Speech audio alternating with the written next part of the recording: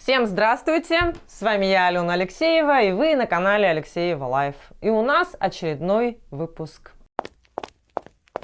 Начну, пожалуй, с моей любимой, дорогой. Раньше я ее называла Акулиной, в этот раз все-таки решу назвать так, как ей привычнее. С моей дорогой Лины Малины. Буквально на прошлой неделе, не сказать бы, что интернет прям взорвался, но было такое достаточно знаковое событие, на которое я, конечно, не могла не обратить внимание. Это обращение Лины Малины к своим подписчикам со словами раскаяния, сожаления о том, что она участвовала в айфоновой пирамиде. И я, конечно, обрадовалась. Потому что на самом деле у меня нет никакого желания дергать людей, чего-то ожидать от них и так далее. Единственное, чего я жду, что люди, у которых большое число подписчиков, будут себя вести, ответственно, да, то есть не вовлекать в какие-то сомнительные схемы, не приглашать в какие-то непонятные структуры.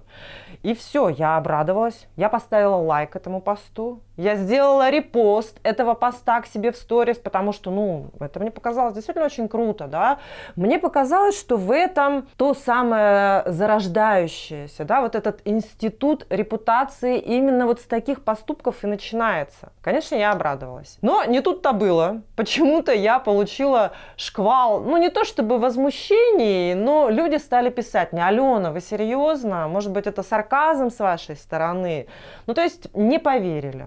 Люди не поверили. 90%, я делала опрос, кстати говоря, 90% они решили, что это очень неискреннее обращение было к подписчикам со стороны Лины Малины, что якобы она это сделала только для того, чтобы прогреть аудиторию для продвижения своего какого-то очередного продукта. Как оказалось, в принципе, это недалеко от истины, потому что буквально за сторисами, где она рассказывала о том, что вот я сегодня выложу пост откровения, вышел тоже пост, который говорит: скоро начнутся продажи. И действительно, потом я внимательно прочла этот пост еще раз, и он весь сплошь о том, как мне было плохо, мне было тяжело, мне стало легче, я закрыла свой гештальт, человек говорит о себе и ни разу не извиняется. Ладно, не перед Аленой Алексеевой, которую она назвала тупая Алена Алексеева. Это вообще мое любимое видео, я прям люблю слушать это место на повторе. Это тупая Алена Алексеева. А давайте еще раз послушаем. Это тупая Алена Алексеева. Но то, что она не извинилась перед людьми, которых втянула в эту айфоновую пирамиду. И причем в посте она пишет о том, что вот она не знала, она не понимала, да. Но мы все прекрасно помним, тогда, когда вся эта шумиха, когда весь этот скандал начался, она говорила о том, что все люди взрослые, никто никого не заставляет. Хотя причем она активно тогда выкладывала промокод Лина Малина, да, согласно которому можно зайти в эту структуру и пополнять ее какую-то там ветку, да. Я уже не помню этих подробностей и деталей. Но дело-то в чем? Дело в том, что в нее попадали и дети малые даже, подростки 13-14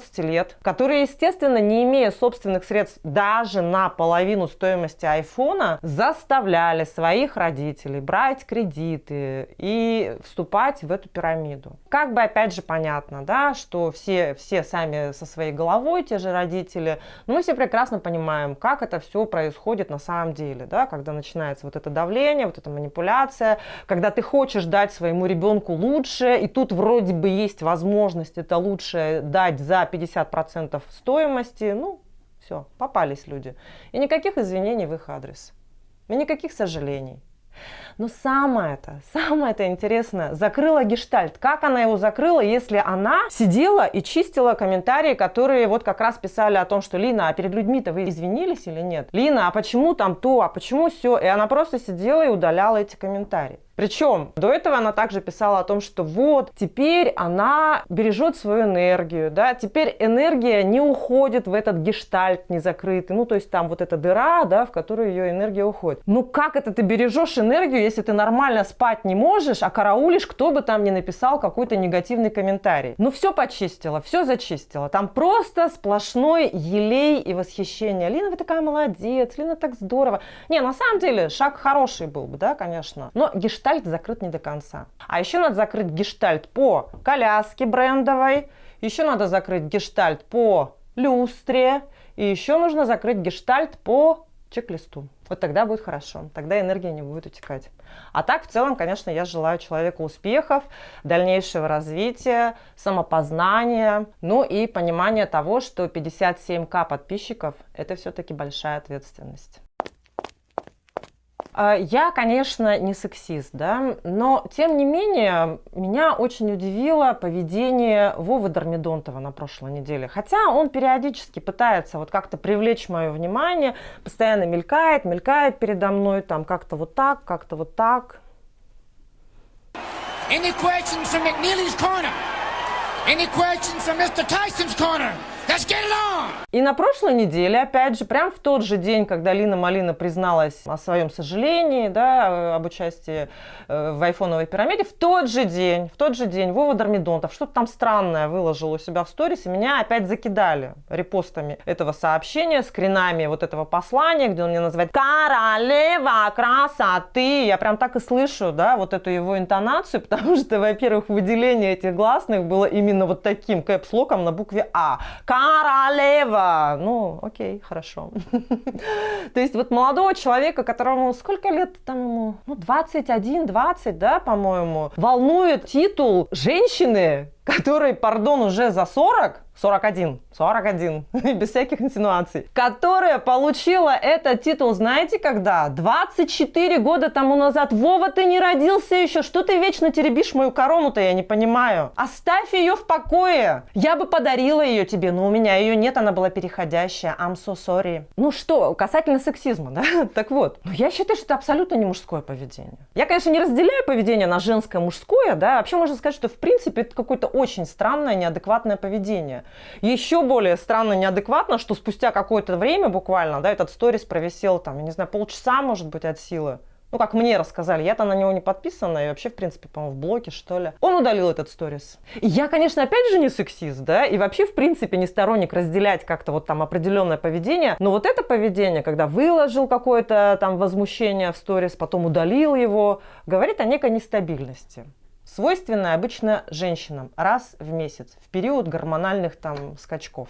Что у вас там происходит, Вова, я право не знаю. Но мне кажется, надо как-то уже определиться. Вова хотел меня пристыдить за ложь, за провокацию, да, а также пристыдить один паблик, который называется, ну так и называется, ЕКТ паблик. Не знаю, в чем ложь, в чем провокация, если таковое есть, ну, можно обратиться в соответствующие органы. Можно написать мне, можно написать в ЕКТ паблик. Ну, в общем, что-то сделать конкретное, а не вот это вот сидеть, сторисы выкладывать, потом убирать, забирать. Хотя, может быть, он и пошел куда-нибудь жаловаться. Посмотрим. По всей видимости, Якутия снова попадает в некий скандал с участием администраций. Ну, в данном случае, в том случае, про который я планирую рассказать сейчас, администрация муниципалитета города Алекминска и зоошизы. Я прям боюсь вообще на самом деле трогать вот все эти темы, связанные с собаками, да, с людьми, которые прямо вообще готовы жизнь свою отдать, лишь бы собачки были живы. Я свою позицию неоднократно обозначала. Я считаю, что на первом месте люди. Но не суть важно, да, вот в данном конкретном вопросе тут немножко иначе разворачивается вся ситуация. Давайте поэтапно, да. Я заметила в сети, в Инстаграме, некое движение, да, началось в Алекминске. Жители города выразили возмущение, ну, вполне обоснованное, на мой взгляд, вполне адекватное, да, возмущение по поводу того, что из Ленского района к ним везут порядка 50 собак, ну, по-моему, 50 или 53 собаки в Алекминск. Почему?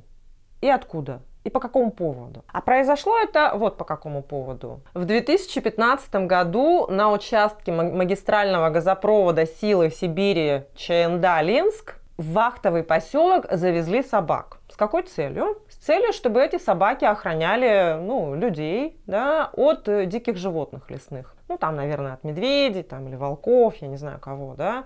Ну, такая вполне утилитарная цель. Не стерилизовали их, естественно. Эти собаки, находясь на свободном выгуле, они стали размножаться. Их количество просто увеличилось. Там работали, в этом поселке работали очень любящие этих собачек и вообще животных, по всей видимости, заботливые женщины. Эти женщины прикармливали их, ну, по большому счету прикармливали, больше ничего не делали, да, и проявляли вот некую какую-то любовь к братьям нашим меньшим. Впоследствии, вот буквально в этом году, эти женщины, завершив работу в этом вахтовом поселке, вернулись к себе на родину. Это в республику Коми. И вот оттуда, буквально из республики Коми, начинается некий какой-то вот такой инструктаж, да, инструктаж, контроль за судьбой и жизнью вот этих вот собак, оставленных в этом поселке, и которых потом почему-то было решено сначала перевести в Ленск, но в Ленске отказались их принять, и потом после этого было решено отправить их в Алекминск. И все, и начинается заварушка. Опять мы, якуты, это просто дикари какие-то, которых сжечь надо, на которых бомбы сбрасывать надо и прочие-прочие провокационные оскорбления, которые сейчас появляются на фоне вот этой вот новости. Да? Это происходит и в аккаунте администрации Алекминска, и в аккаунте людей, которые проявили активную позицию и теперь пытаются как-то этот вопрос решать. Да? В том числе там есть и мои подписчики, которые обратились с просьбой осветить этот вопрос. Но на самом деле, да, я думаю, что этот вопрос требует освещения. Почему? Потому что эти зоозащитники, естественно, начали опять отмечать нашего замечательного депутата Государственной Думы, господина Бурматова. Они начали отмечать Илону Броневицкую, да, ту самую, которая тоже приезжала в пункт передержки животных в город Якутск. То есть те самые ключевые фигуры, показывая, какие же там в Якутии ужасные люди живут. Вот можете посмотреть на части скринов, какого рода оскорбления опять сыпятся в адрес нашего населения. Кроме того, эти зоозащитники привлекли внимание, я зачитаю, пожалуй, название этих компаний, я не смогу запомнить. ООО «Стройтрансгаз Трубопровод Строй», это дочерняя компания АО «Стройтранснефтегаз», и «Газпром Трансгаз Томск», это дочерняя компания ПАО «Газпром». То есть трубят во все, что называется, трубы, да. Что примечательно, с населением встречалась администрация города Алекминска в лице заместителя главы по вопросам ЖКХ, строительства и благоустройства Сергей Щебляков. Вот именно он в какой-то из своих выходных дней, надо отметить, да, встретился с активистами по решению данного вопроса и устно выразил позицию администрации о том, что у них в целом, отрицательная позиция в отношении привоза этих собак в город Алекминск, потому что, собственно говоря, почему вообще весь шум начался среди жителей Алекминска, потому что нет приюта. И кроме того, очень мило, конечно, что вот именно этот заместитель главы также в Инстаграме отстаивает честь и достоинство населения Алекминска, алекминчан от нападок зоошизы с оскорблениями и так далее. Да? Но я вообще лично бы хотела обратиться к людям, к жителям республики. Давайте мы не будем вестись на эти провокации. Пускай они глупо выглядят и реально шизануто. Потому что все переводить в плоскость какого-то живодерства, вообще не представляя о том, в каких условиях мы живем. Да, начиная просто элементарно с климатических. В каких условиях с точки зрения комфорта и благоустройства живут люди. Если этим женщинам так важна судьба 50 собачек, да, забрали бы к себе в Коми их тогда. Понимаете, у меня такое ощущение уже, лично у меня, мое субъективное мнение, что это просто какой-то повод дергать и оскорблять жителей республики. Сколько можно-то уже? Сколько можно-то? И если уж на то пошло, да, лично мне плевать. Плевать, что там сидят и думают. Пускай думают, что хотят, по большому счету. Потому что в целом, по-моему, не особо они хорошего мнения об узкопленочных-то, да?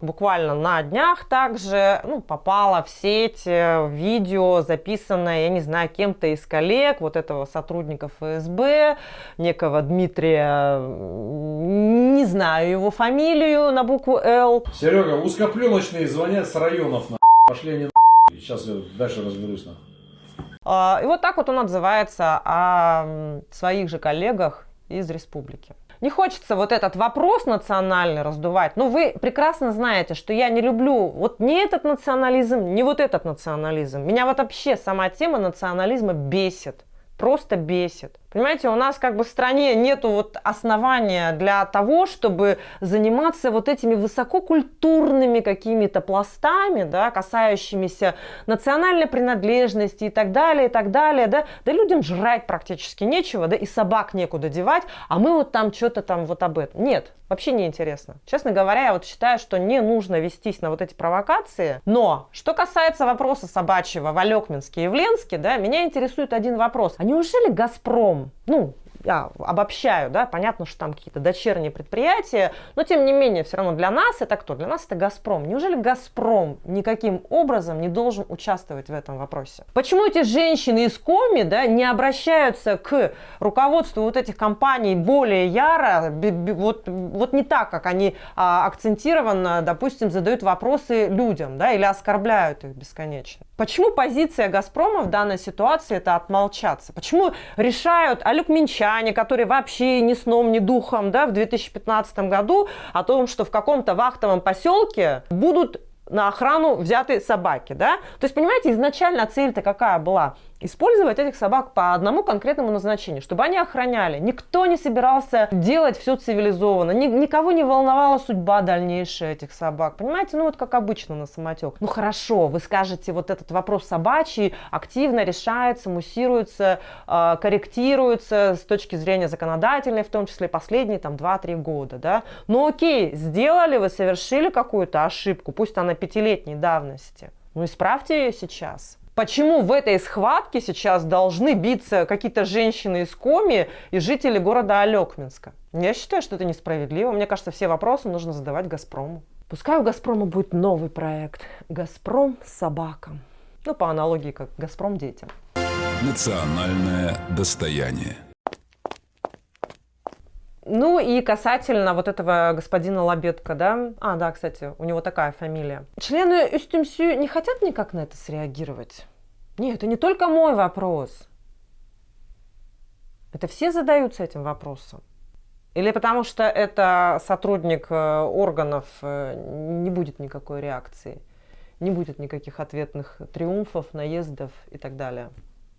Ну, так просто вообще вопрос, конечно, в никуда, наверное, риторический. Хотя Иннокентий Макаров может опять отправить мне какое-нибудь аудиосообщение, я с удовольствием его послушаю.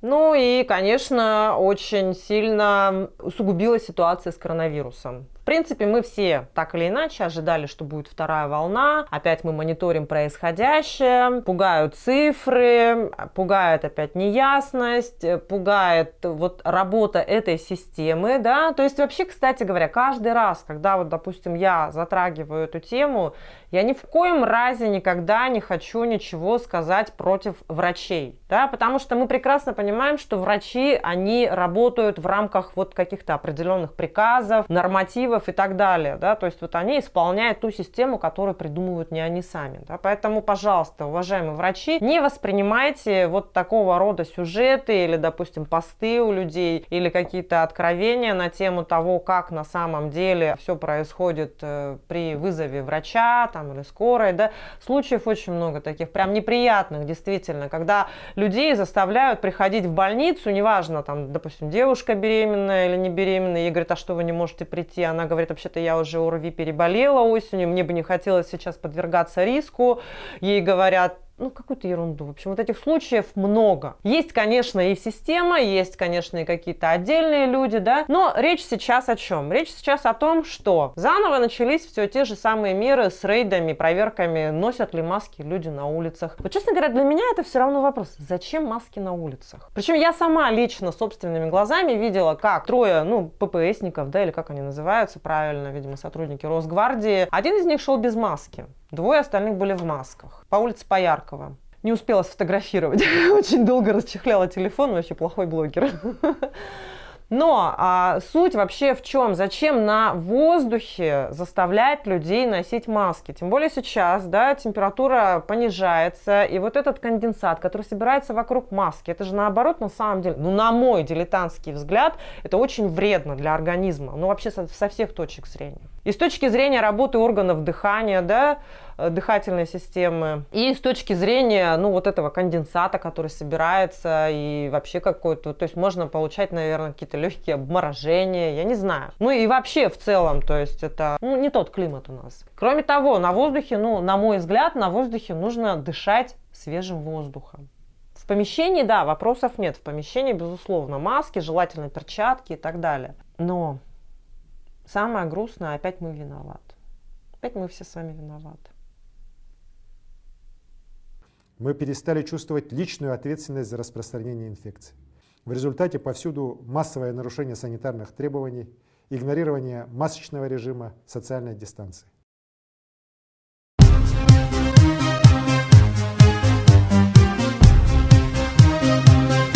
Никто не виноват, кроме нас всех с вами. Опять мы с вами где-то кучковались, опять мы неправильно куда-то ходили, опять мы не в том режиме что-то делали, понимаете? Хотя при всем при этом мы живем по приказам, по нормативам, которые нам спускают, ну, вот с правительства и администрации, да, республики и города, я имею в виду. Что мы не так сделали? Почему мы опять виноваты? И вот эта чехарда опять с перекладыванием ответственности на муниципалитет. Ну, то есть виноваты все, да, сами люди и муниципалитеты. Очень понравилось мне обращение главы города Нюрба Александра Иванова, который спокойно, подробно разъяснил, разложил по цифрам, по фактам ситуацию с данными оперштаба. И оперштаб, который обвинял главу города, ну, то есть город, да, муниципалитет, в том, что якобы ввиду открытия парка, которое происходило торжественно, с участием там, ну, какого-то количества людей, в Нюрбе произошла вспышка коронавируса.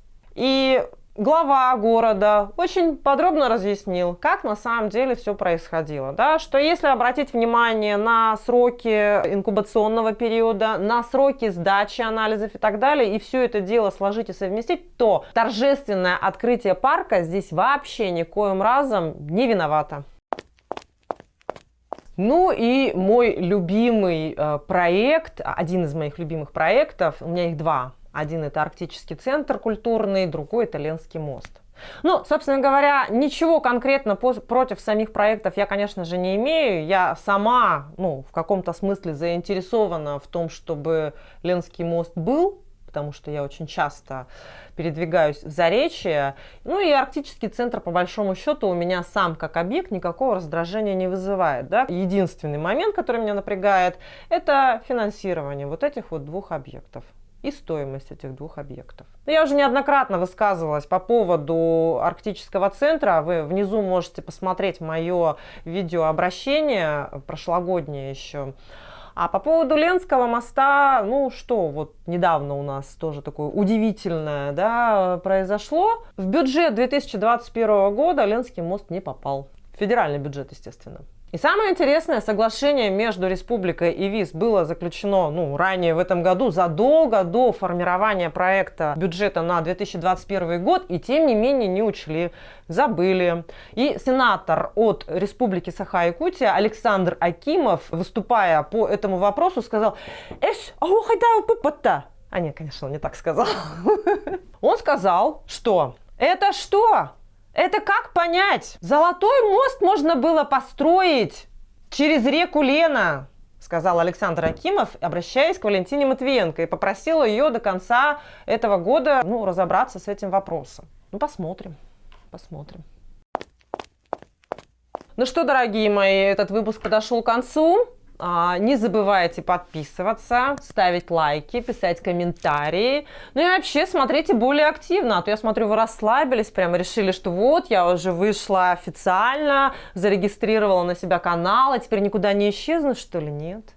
Ну и цитируя классиков, я вам скажу, что меня трудно найти, но легко потерять. Поэтому давайте, смотрите все выпуски внимательно, активно. Там тоже очень много всего интересного. С вами была Алена Алексеева. Это канал Алексеева Лайф, и меня смотрят думающие люди. До встречи!